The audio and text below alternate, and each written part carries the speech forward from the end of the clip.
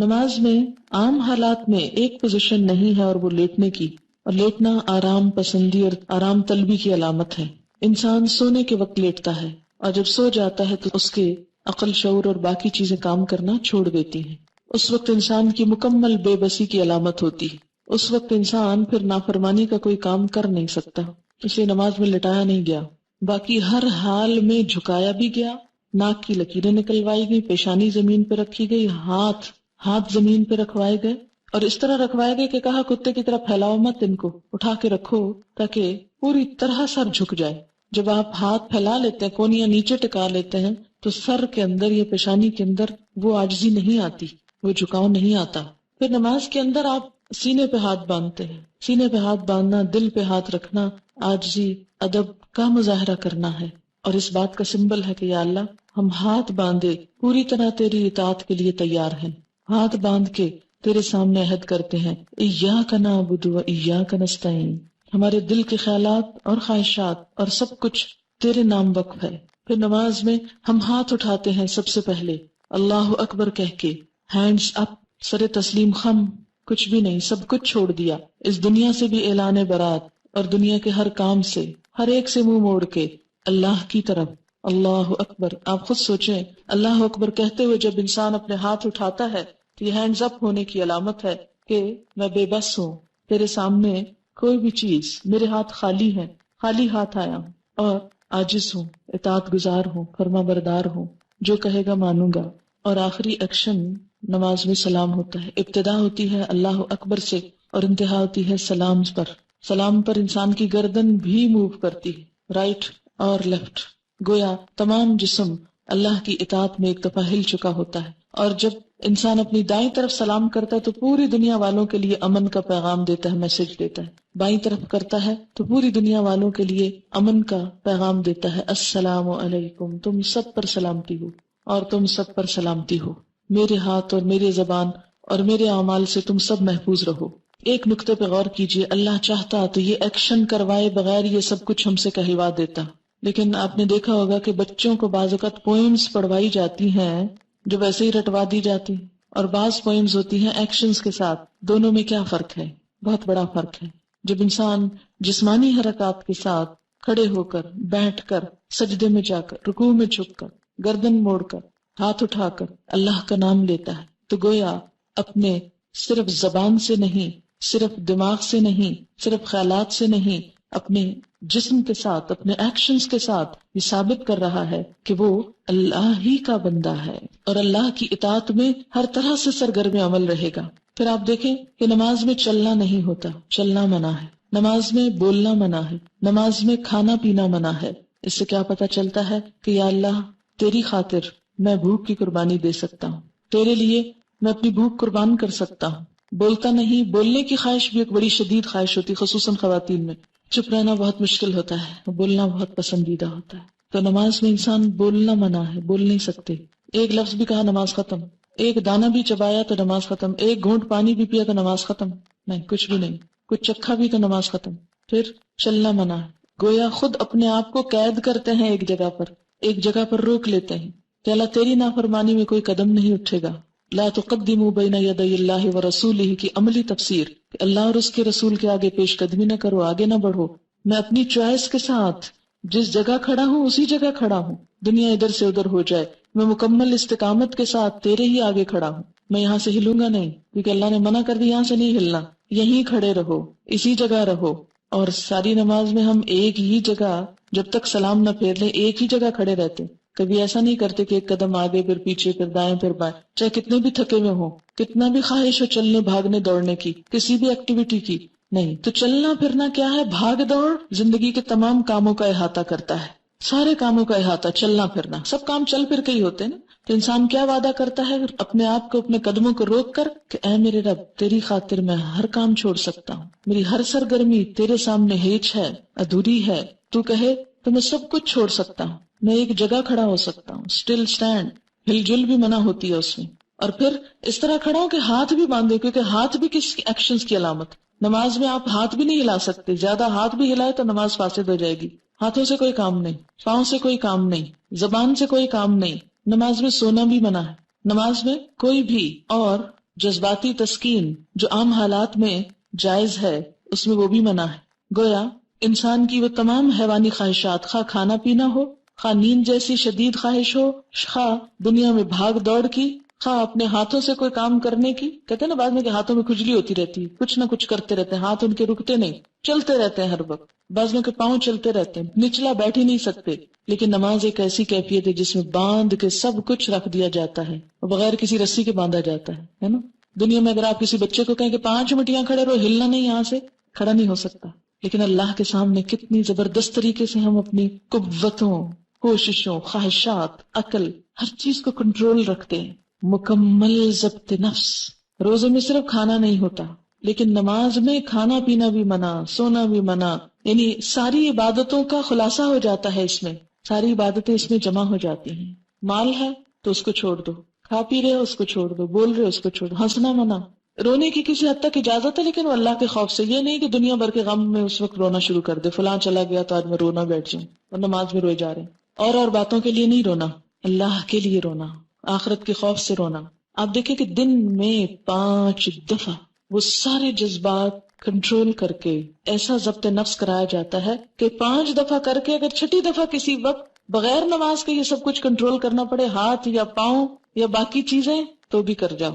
نفس کو اپنا غلام بنا لو، خود نفس کے غلام نہ بن جاؤ. نفس پر حکومت کرنا سیکھو، نہ کہ خود اس کے آگے ذلیل و خوار ہو. کائنات کی جتنی بھی چیزیں ہیں وہ کسی نہ کسی رنگ میں نماز کی پوزیشن میں ہیں. پہاڑ کھڑے ہیں، چوپائے رکوع کر رہے ہیں، جیسے بھینس وغیرہ، سب رکوع کی حالت میں ہیں. اور کچھ چیزیں سجدہ ریز ہیں. اللہ تعالیٰ نے سمبولیکلی سب کو سجدہ ریز بتایا. النجم والشجر یسجدان، ستارے ہوں یا پودے سب جھکے ہوئے ہیں. وَلِلَّهِ يَسْجُدُ مَن فِي السَّمَاوَاتِ وَالْأَرْضِ. اچھا یہ بھی ہو سکتا تھا کہ جیسے ہم دنیا کی ایکسرسائزز کرتے وقت کھڑے ہوتے ہیں، نیچے ہوتے ہیں، دائیں ہوتے ہیں، بائیں ہوتے ہیں، پیچھے ہوتے ہیں، تو ہم کچھ بھی نہیں بولتے. تو اس ایکسرسائز میں بھی ہم کچھ نہ بولتے، لیکن اللہ نے ہمارا یہ وقت بھی ضائع نہیں کرایا، اس میں بھی ذکر کروایا، اور اس میں سے ایک ایک ذکر قابل غور ہے.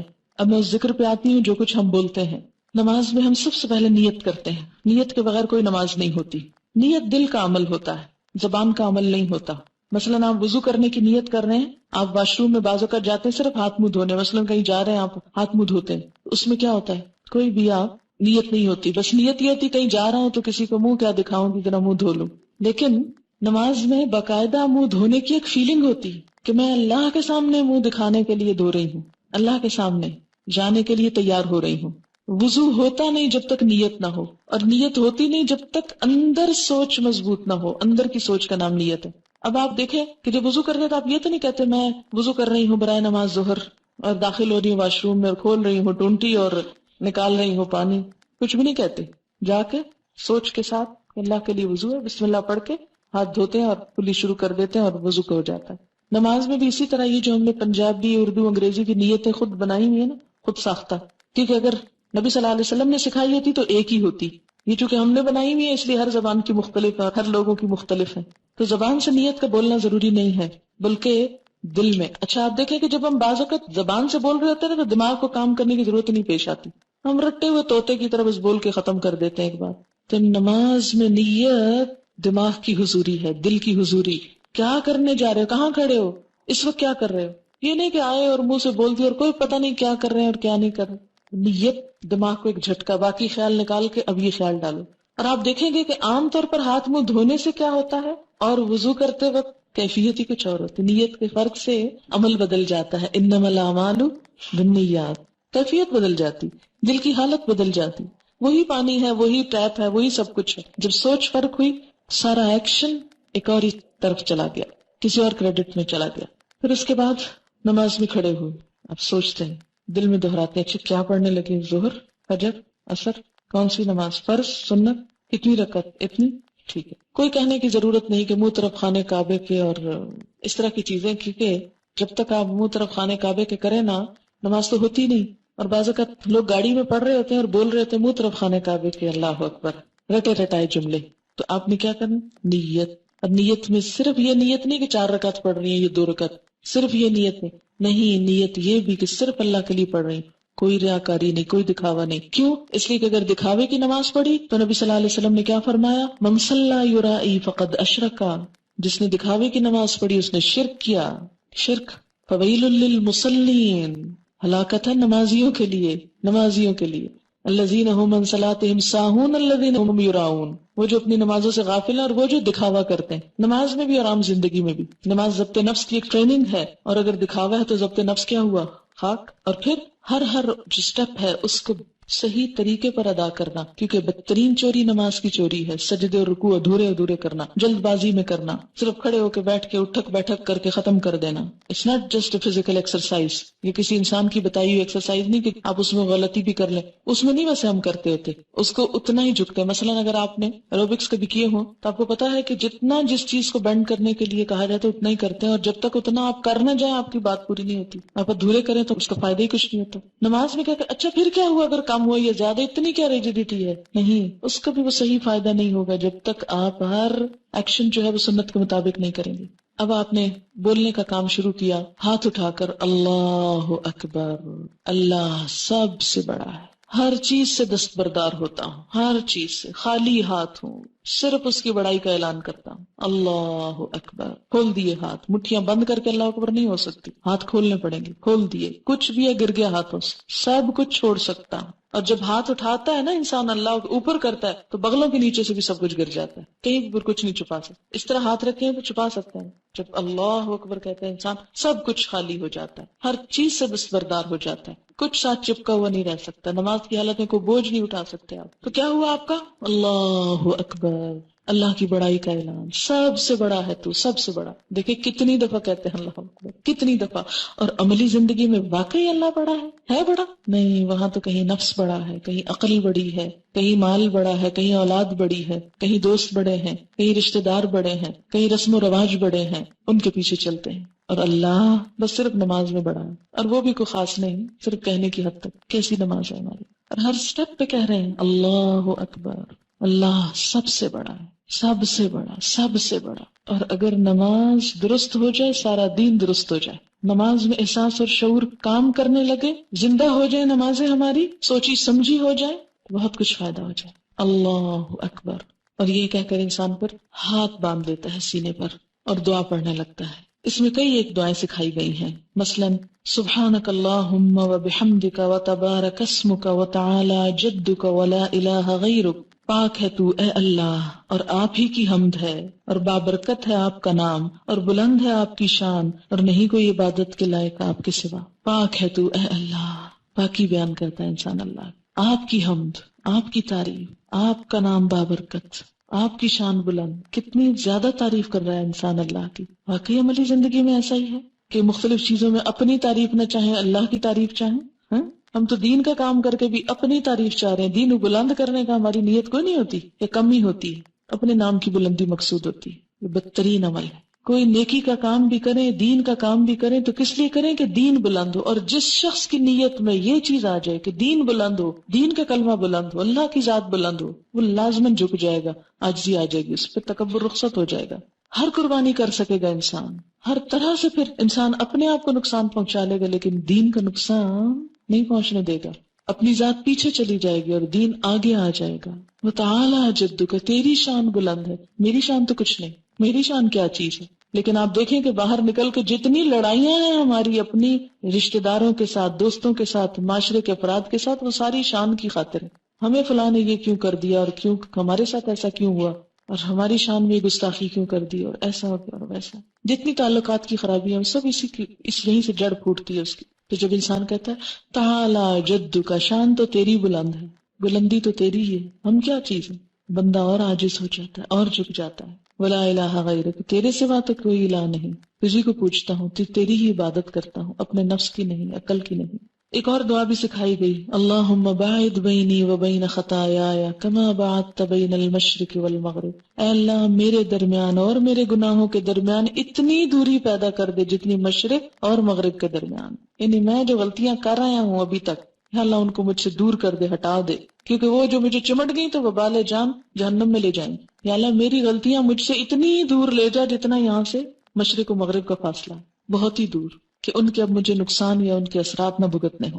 اللہم نقنی من الخطایا، اللہ مجھے پاک کر دے خطاؤں سے، کما ینقی الثوب الابیض من الدنس، جیسے پاک کیا جاتا ہے سفید کپڑا میل کچیل سے۔ کبھی سفید کپڑا دھویا اور اس میں کوئی داغ ہو پھر رگڑتے ہیں، پھر دھوتے ہیں، اچھا پھر کھول کے دیکھتے ہیں، نہیں ابھی نہیں، ابھی رنگ صحیح نہیں ہو، پھر اس کو رنگ کاٹ ڈالتے ہیں، اس کو لیکوڈ ڈالتے ہیں، اس کو نیل ڈالتے ہیں، اس کو خوب چمکاتے ہیں۔ سب سے زیادہ ایفرٹ کس کپڑے کو دھونے میں ہوتی ہے؟ سفید کپڑے کو دھونے میں، اور میل کچیل کا پتہ بھی سفید کپڑے سے چلتا ہے۔ یا اللہ جس طرح سفید کپڑا دھلتا ہے ایسے تو میرے گناہ دھو دے۔ کتنی خوبصورت دعا ہے۔ اللہم اغسل خطایا، اے اللہ دھو دے میری خطاؤں کو، بالماء والثلج والبرد، پانی سے، برف سے اور اولے سے۔ اور یہ جو تکبیر تحریمہ کے بعد نبی صلی اللہ علیہ وسلم یہ دعا پڑھا کرتے تھے، اور یہ مشکات میں آئی ہے، فصل اول کی دعا ہے، اور دوسری بھی جو ہے مشکات میں آئی ہے، فصل دوم کی دعا ہے، ٹھیک ہے۔ یعنی زیادہ صحیح حدیث جو یہ پہلی والی ہے، دوسری بھی پڑھی جا سکتی ہے، لیکن عموماً ہم دوسری والی پڑھتے ہیں، جبکہ پہلی والی کا بھی مفہوم بہت خوبصورت ہے۔ بہت سے لوگ صرف تعصب کی وجہ سے کہ نہیں چونکہ ہمیں بچپن میں ہی سکھائی گئی اس لیے صرف دوسری ہی دعا پڑھتے ہیں، جبکہ اس کے علاوہ بھی دعائیں ہیں۔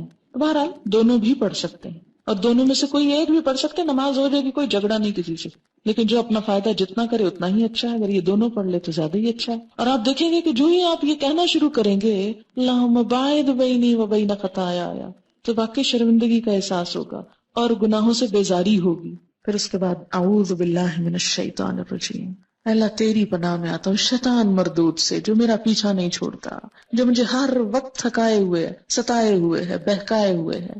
بسم اللہ الرحمن الرحیم، اللہ کے نام کے ساتھ جو بڑا ہی مہربان ہے، بڑا رحم کرنے والا ہے۔ میں اس عبادت کا آغاز کرتا ہوں۔ الحمدللہ رب العالمین، سب تعریف اللہ کے لیے ہے جو رب ہے تمام جہانوں کا، پوری یونیورس کو اس نے پیدا کیا اور ان کا خیال رکھ رہا ہے، جو ذرے سے پایہ تکمیل تک پہنچاتا ہے۔ پہاڑ کی اصل بھی ذرہ ہے، پانی کی اصل بھی قطرہ ہے، سمندر کی اصل بھی ذرہ ہے، درخت کی اصل بھی بیج ہے، انسان کی اصل بھی نطفہ ہے۔ ہر جو بڑی بڑی چیز ہم کو نظر آتی ہے یہ اصل میں کیا تھی؟ بہت چھوٹی حقیر۔ اس رب کا کمال یہ ہے کہ اس نے حقیر چیز کو اتنی شان دے دی، اتنا بڑا کر دیا۔ رب العالم، رب جو ذرے سے کمال تک پہنچائے، جو ذرے کو چمکا ڈالے، اسے اہمیت دے دے۔ ہم کیا چیز تھے؟ وہ رب جس نے ہم حقیر پانی کا ایک چھوٹا سا کیڑا جس کا کوئی نام نہ تھا، لم یکن شیئا مذکورا، اسے رب نے اتنا بڑا کر دیا، ایک بولنے، سننے، دیکھنے والا، عقل استعمال کرنے والا اور بڑی بڑی باتیں کرنے والا بنا دیا۔ تو تعریف تو میری نہیں، میں تو ایک حقیر چیز تھی، اللہ کی تعریف۔ الرحمن، بڑا ہی مہربان، الرحیم، بار بار رحم کرنے والا، 70 ماؤں سے بڑھ کے پیار کرنے والا۔ اس کی رحمت سے ہی جی رہی ہوں، ورنہ جتنے گناہ ہیں شاید اگلا سانس بھی نہ لے سکوں۔ مالک یوم الدین، جزا سزا کے دن کا مالک، بدلے کے دن کا مالک۔ مالک یوم الاخرہ نہیں کہا گیا، مالک یوم الدین کہا گیا، بدلے کا دن، بدلے کا دن۔ اگر دنیا میں کسی دن کو آپ دیکھیں، بڑے دن منائے جاتے ہیں، مناتے ہیں نا، آج خواتین کا دن ہے، آج مزدوروں کا دن ہے، اور آج بچوں کا دن ہے، اور پولیو کا دن ہے۔ اور کسی ایک دن میں کہا جائے اگر آج بدلے کا دن ہے تو کیا حالت ہو؟ بدلے کا دن، قیامت کی سب سے بڑی مشکل ہی تو یہ ہے کہ وہ بدلے کا دن ہے۔ کون سا بدلہ؟ اچھا بدلہ بھی، جزا بھی اور سزا بھی، دونوں ہی چیزیں۔ من یعمل مثقال ذرۃ خیرا یرا ومن یعمل مثقال ذرۃ شرا یرا۔ نیکی کا ذرہ بھی جا دیکھے گا انسان، اور برائی کی حالت بھی جا دیکھے گا۔ لا تخفی منکم خافیہ، کوئی چھپی ہوئی چیز چھپی نہ رہ جائے گی۔ وبرزوا للہ الواحد القہار، سب نمایاں عیاں ہر چیز سامنے آ جائے گی۔ وَأُرِدُوا عَلَىٰ رَبِّكَ صَفًّا، صف در صف پیش کر دیے جائیں گے۔ وَوُضِعَ الْكِتَابُ، کتاب رکھ دی جائے گی، اور انسان کہے گا مَا لِهَٰذَا الْكِتَابِ لَا يُغَادِرُ صَغِيرَةً وَلَا كَبِيرَةً إِلَّا أَحْصَاهَا۔ کوئی چھوٹی بڑی چیز اس کتاب نے نہیں چھوڑی مگر جس کو گن گن کے نہ رکھا۔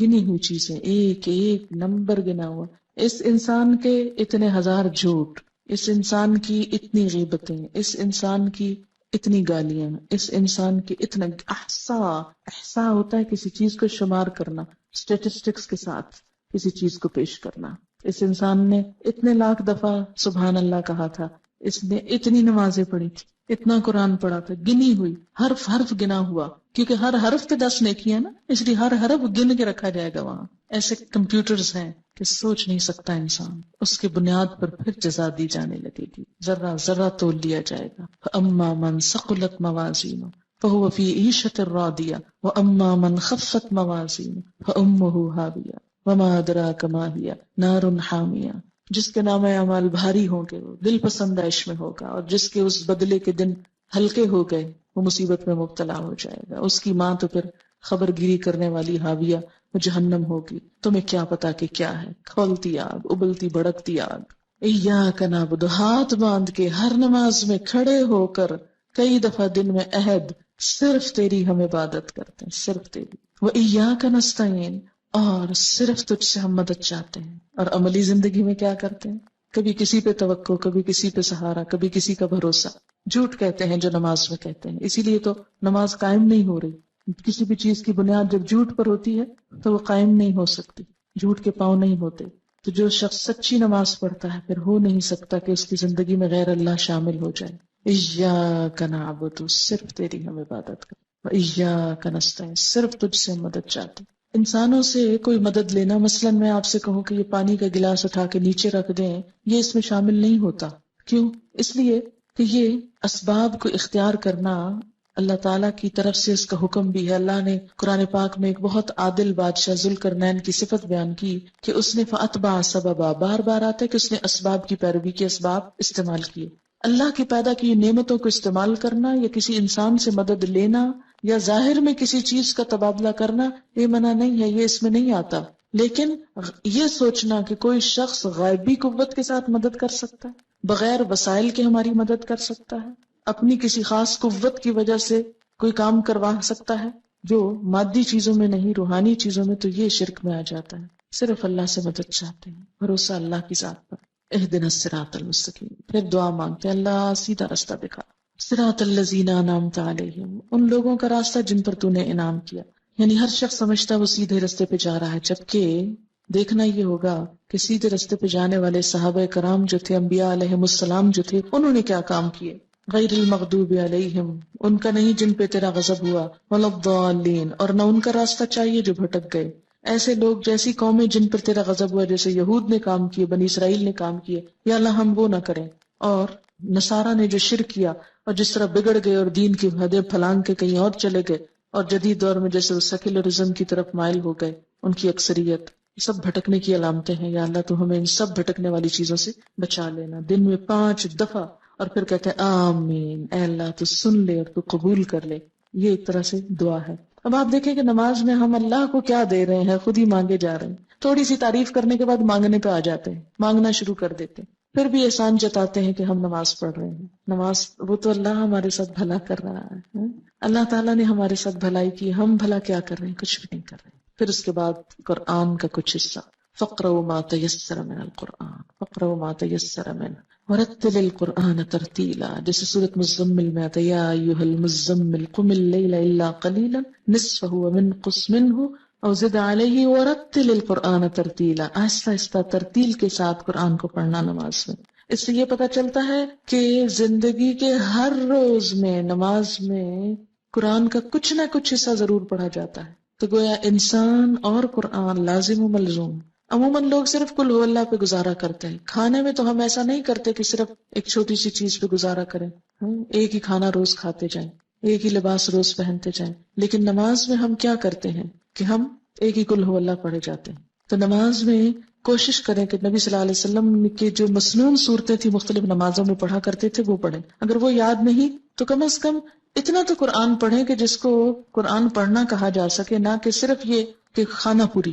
اور پھر جب آپ نماز میں قرآن پڑھیں گے اور سمجھ کر پڑھیں گے اور سمجھ کر سنیں گے، جیسے رمضان آ رہا ہے اور عمرے وغیرہ پہ جانے کی آپ کو توفیق ہو، تو آپ دیکھیں گے کہ نماز کی حالت میں قرآن کا پڑھنا اور سننا ایک اور ہی لطف دیتا ہے، ایک اور ہی مزہ دیتا ہے، ایک اور ہی حیثیت رکھتا ہے، اور سب سے زیادہ ثواب بھی اس قرآن کے پڑھنے کا ہے جو نماز میں پڑھا جاتا ہے۔ اس لیے خوش قسمت ہے وہ لوگ جنہیں حفظ و قرآن اور وہ نمازوں میں اس کو حاضر کریں، اور جن کو نہیں وہ اس کے لیے کچھ نہ کچھ کوشش کریں۔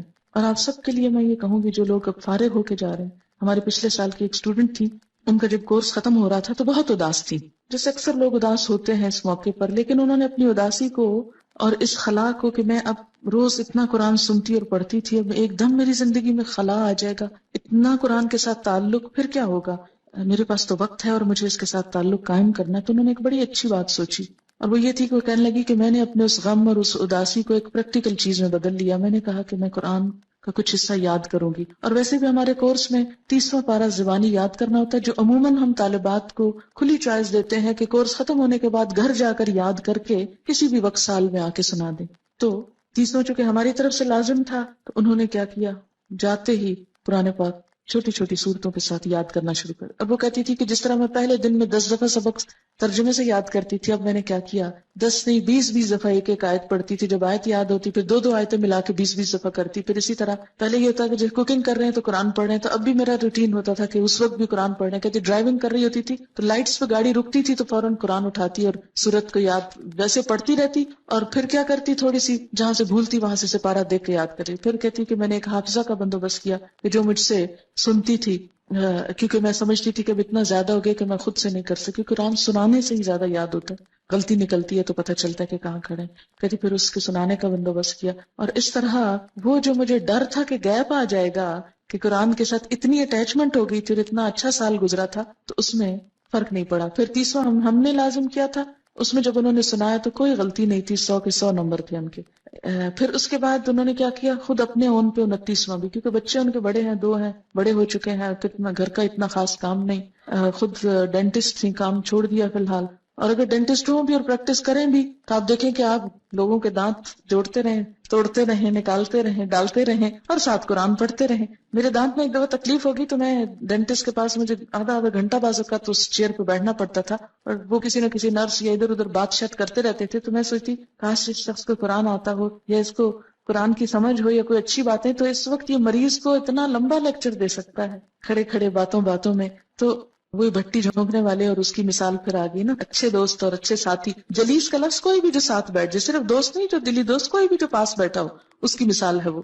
تو اس طرح جیسے ابھی اب دعائیں آپ کو سکھائی جائیں گی نئے لوگوں کو جو سیکھ چکے ہیں، اس میں بھی ہم یہ دعا مانگتے ہیں نا کہ ورزقنی تلاوتہ آناء اللیل وآناء النہار، مجھے اس کی تلاوت کی توفیق عطا کر رات کی گھڑیوں میں اور دن کی گھڑیوں میں. یعنی جب آپ قرآن آپ کو یاد ہو جاتا ہے تو پھر کیا ہوتا ہے، کھڑے چلتے بیٹھتے اٹھتے پھرتے آپ کچھ نہ کچھ یاد کر لیتے ہیں. پھر اس کو یاد رکھنے کا طریقہ یہ ہے کہ نمازوں میں آپ اس کو پڑھیں، اور جس کے لیے یہاں بات ہو رہی ہے کہ نماز کے اندر اس کو دہرایا جائے. اور اس میں یہ کہ جیسے ظہر کی نماز کے لیے ایک سورت رکھ لیں، ایک عصر کے لیے رکھ لیں، پھر مغرب کے لیے، اور اس طرح آپ کی نماز میں کنسنٹریشن خود بخود آنے لگے گی جب قرآن ورائٹی کے ساتھ آپ پڑھیں.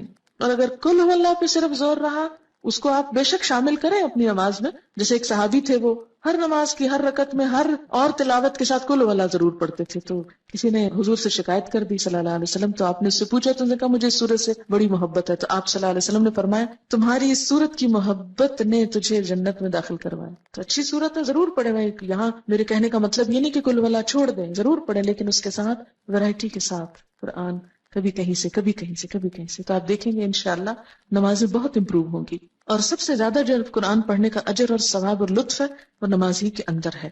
پھر اس کے بعد ہم کیا کرتے ہیں، اللہ اکبر کہہ کر پھر رکوع میں جاتے ہیں. رکوع میں اور اس وقت ہم کیا پڑھتے ہیں، سبحان ربی العظیم، پاک ہے میرا رب جو بہت بڑا ہے، میں تو بہت چھوٹی ہوں، میں تو جھکی ہوئی ہوں، بڑا تو وہ ہے. عملی طور پہ اپنے آپ کو پریکٹیکلی فزیکلی اپنے آپ کو بینڈ کر کے، اور پھر انسان اللہ کی عظمت کی بات کرتا ہے، سبحان ربی العظیم. اور یہاں پر ایک دعا بھی پڑھی جاتی ہے، سبحانک اللہم ربنا وبحمدک اللہم اغفر لی. اور یہ دعا بھی نبی صلی اللہ علیہ وسلم سے ثابت ہے. یہ پہلی دعا اور دوسری دعا یہ دونوں ہی مشکات سے ہیں. پہلی دعا جو ہے مشکات کی فصل اول سے، اور دوسری فصل دوم سے. اچھا، فصل اول سے کیا مراد ہے، اس میں کیٹیگری ہے. جو سب سے زیادہ صحیح حدیثیں ہیں وہ فصل اول میں ہے، جو ذرا کم ہے کسی بھی لحاظ سے تو وہ سیکنڈ کیٹیگری میں. پھر تیسری میں کچھ ضعیف حدیثیں بھی شامل ہیں اس میں. تو جو یہ جو دعا ہے سبحانک اللہم ربنا وبحمدک اللہم اغفر لی، یہ پہلے درجے کی دعاؤں میں سے ہے. اس کو بھی پڑھ سکتے ہیں. اور اس کا معنی کیا ہے، پاک ہے تو اے اللہ، اے ہمارے رب، اور تعریف تیرے ہی لیے. اللہ میاں مجھے بخش دے، میں تیرا عاجز بندہ، تو میری بخشش کر. ہم یوں بھی کر سکتے ہیں، 3 دفعہ سبحان ربی العظیم پڑھ کے چوتھی دفعہ یہ پڑھ لیں، یا 2 دفعہ یہ پڑھ لیں، جیسے آپ چاہیں. اس میں اوپن چوائس ہے. جب انسان اپنی عاجزی کو تسلیم کرتا ہے نا، اپنی کمی حقارت کو، پھر لازمی بخشش کی دعا نہیں کرتے، اللہ تعالیٰ پھر تو مجھے معاف کر دے، معاف کر دے. کیونکہ ہم اللہ کا شکر تو ادا کر ہی نہیں سکتے، اور اس کی نعمتوں پہ شکر ادا نہ کرنا یہ ایک قصور ہے. اگر ہم کوئی گناہ نہ بھی کریں، کچھ بھی نہ کریں، ہم چپ بھی بیٹھے رہیں، یہ بھی ایک قصور ہے کہ اللہ نے زبان دی سے اس کے ذکر میں کیوں نہیں استعمال کیا.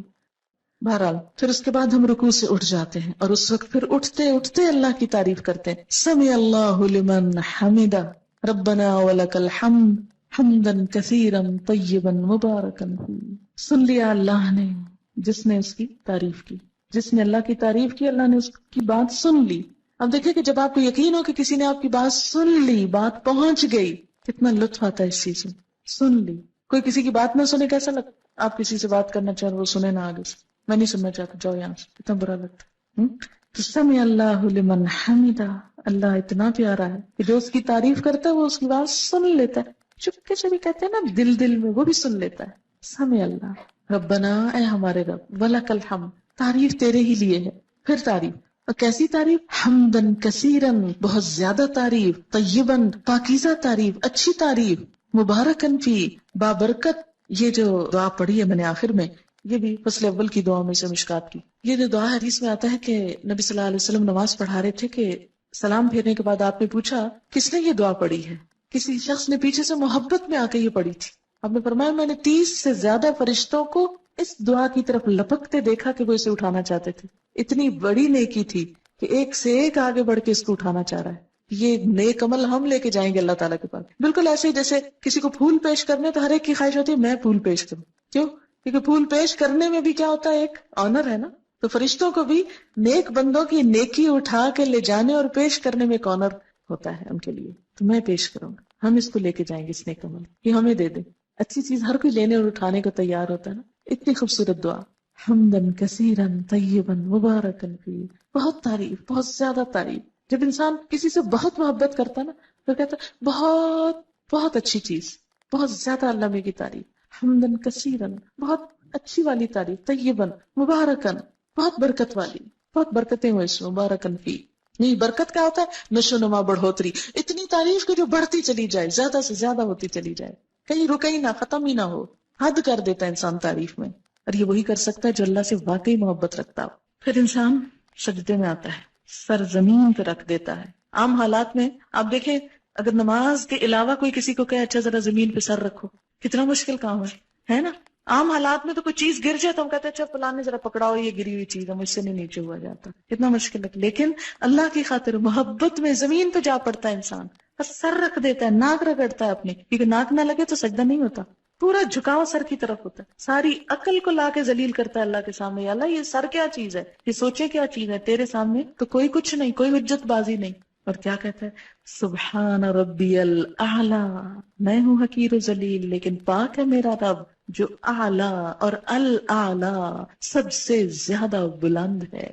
میں اس وقت سب سے نچلی پوزیشن میں ہوں اور میرا رب سب سے زیادہ بلند ہے. سبحان ربی الاعلی. اور اس وقت انسان پھر کیا کرتا ہے, وہی دعا دوبارہ پڑھ سکتا ہے, سبحانک اللہم ربنا وبحمدک اللہم اغفر لی. حدیث میں آتا ہے کہ بندہ سجدے کی حالت میں اللہ کے سب سے زیادہ قریب ہوتا ہے, سب سے زیادہ قرب کی حالت ہے. وسجد واقترب, سجدہ کرو قریب ہو جاؤ.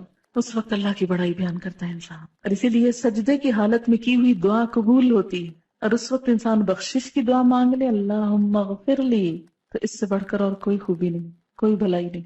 پیک پہ ہوتا ہے انسان اپنی عاجزی کے اور مانگنے کے اور قربت کے اور دعا کے قبول ہونے کے, ہر چیز اپنی انتہا کو. یہاں سے کیا ہوا, یعنی کھڑے ہو کے جو نماز شروع کی تھی, سجدے میں پہنچ کے اپنی ٹاپ پہ پہنچ گئی, عاجزی کی انتہا ہو گئی, تعریف کی انتہا ہو گئی, دعا کی انتہا ہو گئی, اور انتہا کے اللہم اغفر لی, بخشش ہو جائے. عام زندگی میں بھی یہی ہماری سوچ ہونی چاہیے کہ یا اللہ تو بخش دے, بس بخش دے. بخشے گئے تو سب کچھ مل گیا, اور اگر بخشش نہیں کچھ بھی نہیں.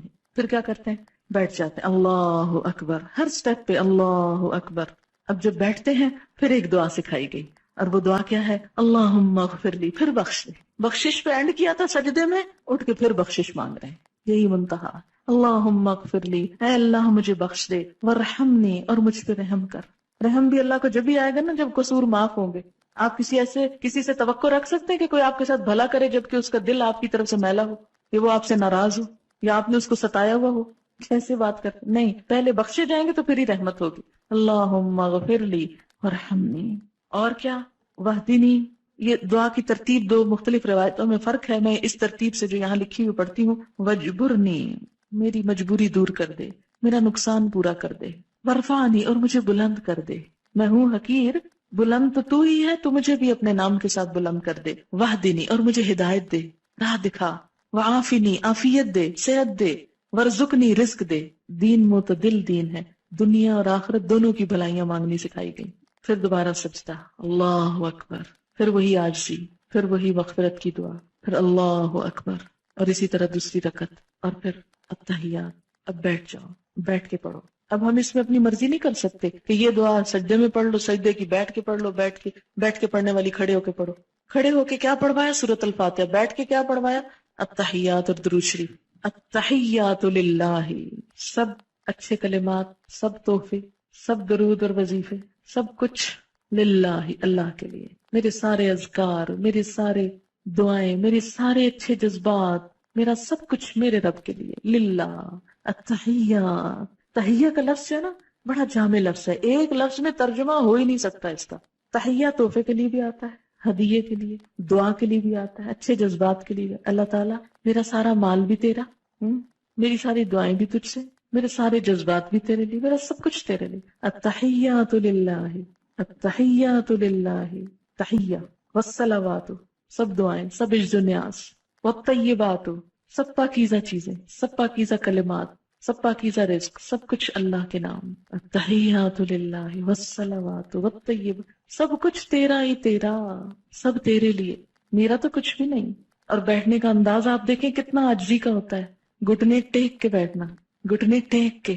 یہ نہیں کہا کہ ٹانگیں پھیلا کے بیٹھ جاؤ بے شک، یا پلتھی مار کے بیٹھ جاؤ دو زانوں، نہیں، پاؤں پیچھے کر کے، گھٹنے ٹیک کے، عاجزی. گھٹنے ٹیک دینا محاورہ ہے نا، عاجزی کی علامت. بیٹھنے کا ادب سکھایا گیا، طریقہ، سلیقہ. اور پھر ہاتھ گھٹنوں پہ رکھ دو، یہاں سینے پہ نہیں رکھوائے گئے کہ سینے پہ رکھ کے گھٹ. اب دیکھیں کتنی عجیب حالت ہوتی نا اگر ہم بیٹھے اس طرح ہوتے اور ہاتھ سینے پہ ہوتے. ہاتھ بھی وہیں رکھو، کتنا ڈسپلن، کتنی عاجزی، کتنی خوبصورت پھر پوزیشن بن جاتی. ہاتھ گھٹنوں کے اوپر رکھو، انگلیاں ڈھیلی چھوڑ دو. اچھا ایک یاد رکھیں، ساری نماز کی ہر پوزیشن میں اکڑنا نہیں، کھینچنا نہیں، ڈھیلے. خشوع، آواز میں بھی خشاعت الاصوات، پوزیشن میں بھی ڈھیلا پن، عاجزی، نرمی، انکساری. کیوں؟ اس لیے کہ قد افلح المؤمنون الذین هم فی صلاتهم خاشعون. اور خشوع کا سب سے پہلا ذریعہ جسم کا ڈھیلا پڑ جانا. اور آپ دیکھیں گے کہ جب جسم ڈھیلا ہوگا اور ٹینشن نہیں ہوگی آپ کی، ایک تو ویسے ٹینشن ریلیز ہوگی، اور دوسرا یہ کہ روح سے الفاظ نکلیں گے پھر. کیونکہ جب ہم کھچے ہوتے ہیں نا تو کچھ انرجی ہماری ادھر بھی لگ رہی ہوتی کھچاؤ میں، تو جب وہ ساری انرجیاں ادھر سے بچا کے ایک جگہ کانسنٹریٹ کر لیتے ہیں اللہ کے لیے، ریلیکس ہو کر پوری طرح ایک ہی چیز دماغ میں ہوتی ہے اور دل میں. التحیات للہ والصلوات والطیبات، کتنی خوبصورت. تحیات للہ، سارے تحفے اللہ کے لیے. آپ دیکھیں تحفہ کس کو دیتے ہیں؟ آپ کبھی سوچا آپ کس کو دیتے ہیں؟ جس سے محبت ہوتی، اور محبت کے اظہار کے لیے ہوتا ہے، اس لیے نہیں ہوتا کہ کوئی ضرورت مند ہوتا ہے.